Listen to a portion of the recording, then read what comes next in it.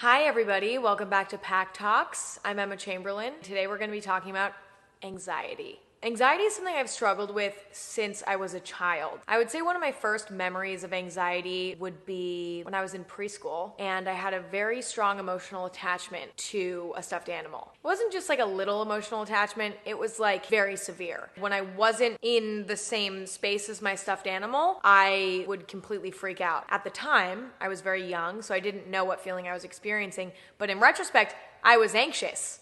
And having this stuffed animal made me feel comforted and safe, something I used to cope with my anxiety as a child. As I grew up, my anxiety continued and showed itself in different ways, whether that was not being able to fall asleep because I was afraid that something was going to happen to my parents, or whether that was maybe not being able to be comfortable socially because I was anxious about what other people thought of me, what other kids thought of me. What my mom used to call scary thoughts, which were, thoughts that were uncomfortable in my brain that followed me all day, that were irrational. Fears of something bad happening to me, something bad happening to my parents, something bad happening to one of my pets. It was like those thoughts followed me everywhere. As I've gotten older, I've made it a huge priority to try to find ways to help with my anxiety. Because although with all mental health issues, it's not like you can just turn it off. There's no switch. You can't just be like, oh, turning it off.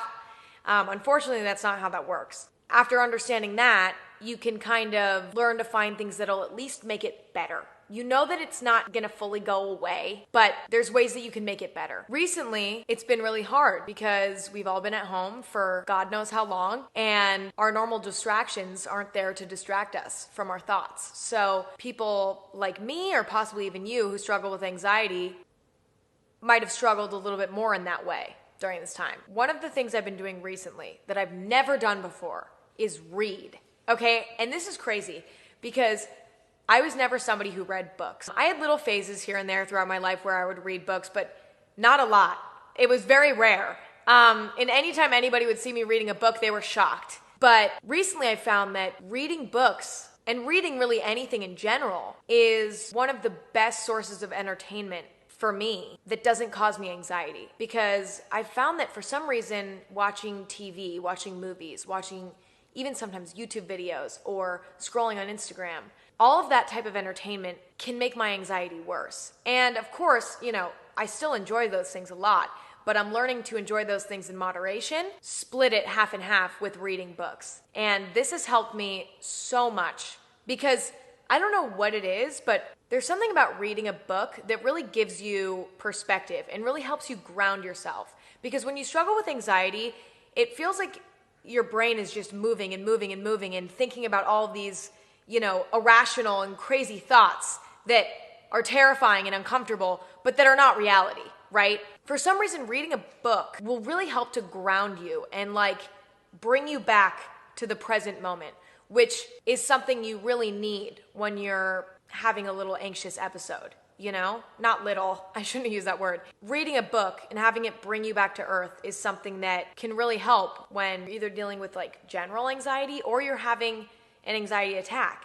My point is, reading books is really great for coping with anxiety. But another thing that I've been doing recently is going on walks. Now, I've also never been somebody who really enjoyed going on walks. I was like, what's the point of this? But recently I was on a trip in New York, and when you're in New York, there is a lot of walking that needs to be done in order to see the sights, right? I found that walking really made me feel calm and again made me feel grounded.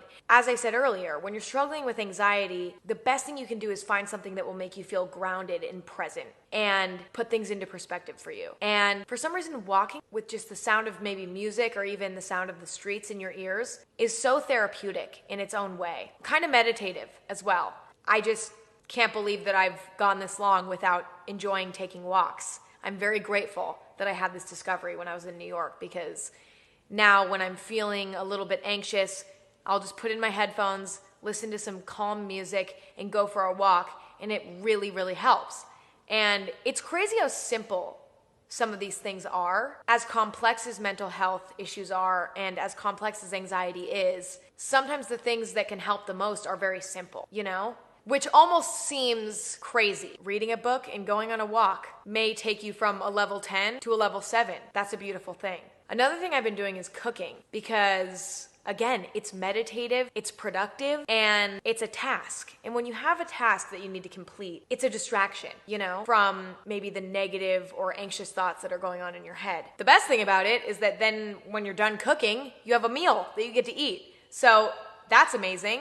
I have never been somebody who liked to cook, but this year I truly fell in love with it, and the effects that it has on my brain is shockingly great, and I recommend everybody try cooking. There's so many reasons why it is life-enhancing, and I love it. Another thing I've been trying is meditating, and meditating is tough because as helpful as it is, it's not an easy thing to do. I meditate for usually about 10 minutes when I do it, and sometimes I'm really consistent and I'll do it for a week straight.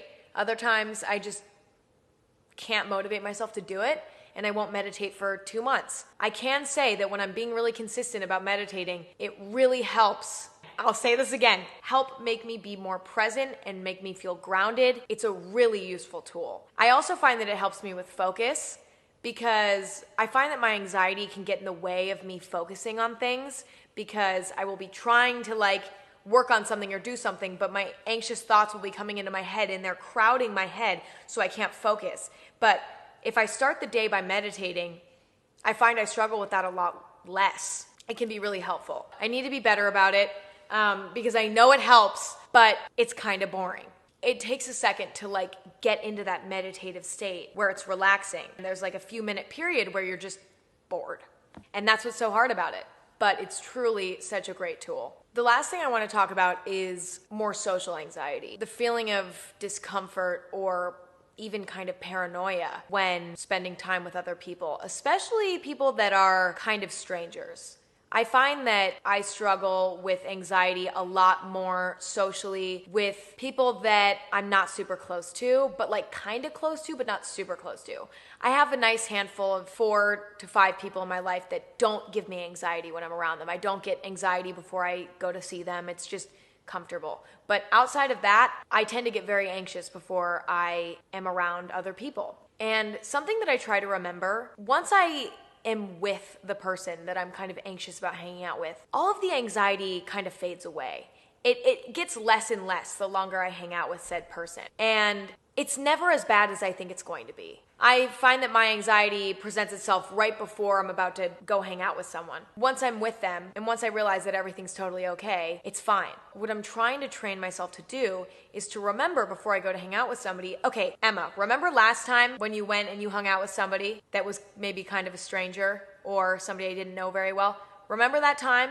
And remember how it was totally fine and maybe even fun once you were with the person and it really wasn't so bad. And even though maybe you were a little bit nervous the whole time, that feeling eventually went away, maybe a day later, maybe a few hours later. It's really not that bad. Everything that you're so worried about, everything that could go wrong, never goes wrong. So take the pressure off and just try to put things into perspective. It's really not so bad.